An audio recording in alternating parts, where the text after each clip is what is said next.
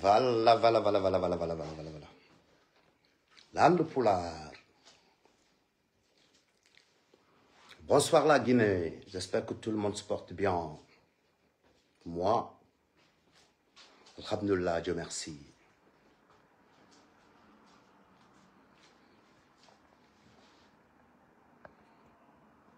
Je peux commencer par dire vive le général Mamadi Doumbouya en premier. Vive Doumbouya. Doumbouya, c'est un jeune visionnaire. Abat l'ethnocentrisme. Mobé supporte kala kofala. À partir de maintenant, je supporte Doumbouya. Je défends Doumbouya. Je parle de Doumbouya. Comme Amadou Simbaye ne dum biddo gorko susay wowla gonga. Goddo hebaɗo goddo tolmaɗo goddo sodaɗo goddo. Onon konon andi ko welata on kon goddo forsa on yon yidu. Onon konon andi ko jokki kon goddo forsa on yon jokku. On dictature hara ko entre fulbe. Doulani. Je vais plus accepter ça. Je vais rester avec le général Doumbouya. La mari avenir mingem Doumbouya buri avenir minge wobbe go. Mido yidi wonti dugol et général Doumbouya et communiquer pour lui et travailler avec lui. C'est ce que je vais faire. Parce que Kodum wali lankaberne, c'est ce que je vais faire. Mi communicanamo, mi wonda e mako, mi supportamo, mi mantamo, mi bantamo. O teddinam mi kadi o mantam mi o bantam mi. Gagnant hakundame.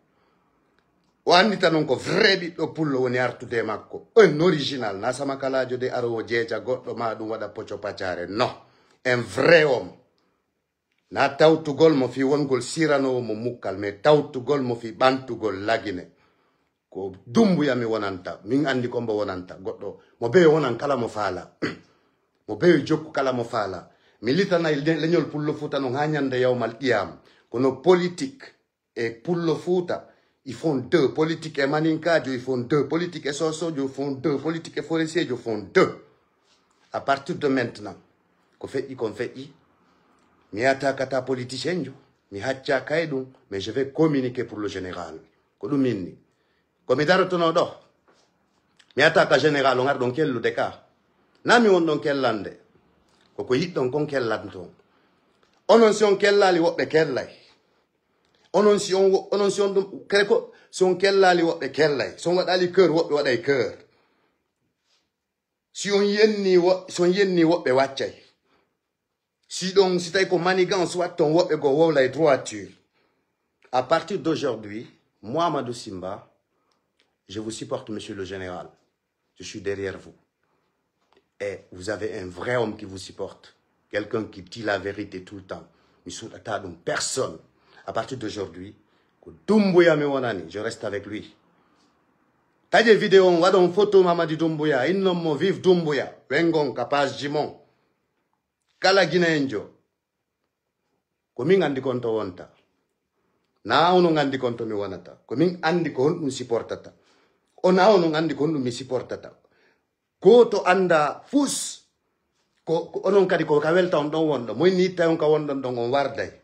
Amin kadi moy ni hada lan yawgol kam yata to men warday parce que mo be e ka fala yawde on dictature lan ni et puis on dictature mo ngon foko yore pullo juste yore pullo waw don dictature on wawana dictature goddo go ko siddo mon to waw don wadde dictature yagal yenna afisha pocho pachanno ayata jamais maninkajo ma sosojo no wadi ndira dum ko enen tu wadi ndirta dim piji lekki don no je reste avec le général ko dum minni et quand je vois la musique reggae, je clash à kala ou mi fala. Je vois la musique en mode kala kovela talent. Je suis avec le général à partir d'aujourd'hui. Mais il y a une vidéo du comique comme on le confort. Si on capture, je vais tout enlever. Ousmane Gawal. Il n'a général lando ko kanko wondi. Mi nganda kadi mi gayni edum. Mono fala welto, mono fala mono fala o fettay. Mono fala o puccitato. Min hajo ngala e dum sukkarno weli jodi.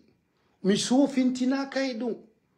Na goddo jonnata lan ko mi nyama, na goddo yoban talan suudu an, na goddo yoban lan voyage ji an, na goddo on hekkasi dekka ko min yaltini dum. andi ko noni hekka si dekka ko hekkugol penale tamina yimbe ko marsata dekka dimbudi wara pay ko doni hekka si dekka ko warugol pay ko duubi nyama mbudi commerçant be takko e haylagol aduna on ko duwete hekka si dekka min son rena kila mi yaltina ko noni hekka si dekka hara ko musique kati hara na hala kan to hara ko music hekka si dekka ɓuramo ala gollude pendant des années tawatay mo wiwo e avion je haylo yaduna o ko ɗum wiyete hekka si dekka ko tagaɓe ɓe anndanɗa hoorema duuɓi guluji pay koyno maya e ɓaawo mum halko tawata on tigi paasi kala ko yoɓante ko yimɓe ɓen yoɓantamara yimɓe no hekka e ɓaawo makko emo dekka ko ɓen ɓe noddirta hekka si dekka amin si on fijiri mi yewto on goonga min ko Doumbouya mi wonani mi tewi pangala pas kadi mi tewi pas je dis je suis avec Doumbouya mi tewi pangala pas mi tewi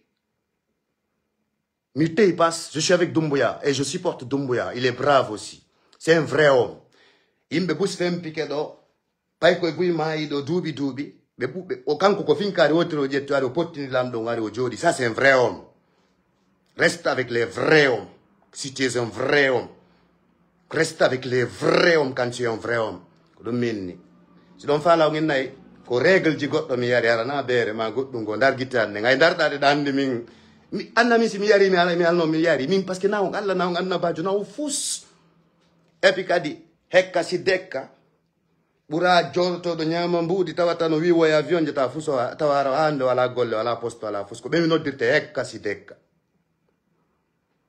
ɓen ko ɓe hekka si dekka onon koko arrangé on ko tun anduɗon o ganda haaju mum on anduɗon min kadi mi anda e haaju an o kala mo andali haaju mum o adna makko lancoto woni ko min inni vive le général Doumbouya vive Mamadi Doumbouya c'est un vrai c'est un guerrier ko kanko ari halki Alpha Condé pottini de côté mi yiya kadi goɗɗo gono ya to inna c'est mon ami on sur téléphone mi wondata sifa ɓen gila nde ñande min sendi lawol moi je suis avec les min ko suusuɗo mi wondata j'aime Modi Sori aussi j'aime lañiɗi kadi Aliou Ba parce que Aliou Ba c'est un vrai ko woli ɗon o Italie ha wali ka prison je reste avec les vrais Ousmane Gawal wali ke prison o yalti c'est un vrai Sellou Balde wali ke ka prison o yalti c'est un vrai ɓen fof naati prison yalti mon frère donc mono faala yennay mono ko ɗum gayno to on wata ɗum noon mi wattami yennon par ce que ko ɗo en fait ko ɗo noon ɓe accitata yennugol ara simi communique fulɓe marɓe hakkille ɓen so ɓe jentike simba ɓe tawino o no mari hakkilo ko gonga yewtata mi acca on noon yenno wowlon kala ko faal ɗon waɗon kala ko welata on je suis avec le général si vous voulez vous allez insulter jusqu'à après-demain c'est votre travail je ne suis pas un insultologue c'est quand je suis avec vous que je deviens insultologue et je ne veux plus m'en mêler de votre politique je reste avec Doumbouya mi rallie ke aka nder ton mi woni min noon simi woli mi ittata min la mari komi ñaama mon frère lan jogiti piiji an ni fop min na ɗaɓɓugol komi ñaama de ko pottagol sifa yimɓe yennaɓe yimɓe ko pottagol sifa ɓen fof jokka haaju mum ko haaju am mi jokki simi nafa noon kadi ko fiyo ɗum ɗon so jalan tertelan noon joni tranquillement je suis avec le général et j'aime le général je vais aimer le général je vais rester avec le général lui aussi c'est un Guinéen ɓe fop maɓɓe ko Guinéen ɓe fop ko Guinéen ɓe je suis avec lui naweli on ko ɗum woni ton enge 17h posen live men on pay koye régula kala sabu mo ɓe yennirtalan ko ɗum woni ton mo ɓe wonan kala mo faala dictature o lanniɗo je suis avec lui sino weli on wassalam sino metti on wassalam j'aime Doumbouya vive le général vive Mamadi Doumbouya tout vive Doumbouya minni vive Doumbouya aka weeyo c'est ce que je dis wassalam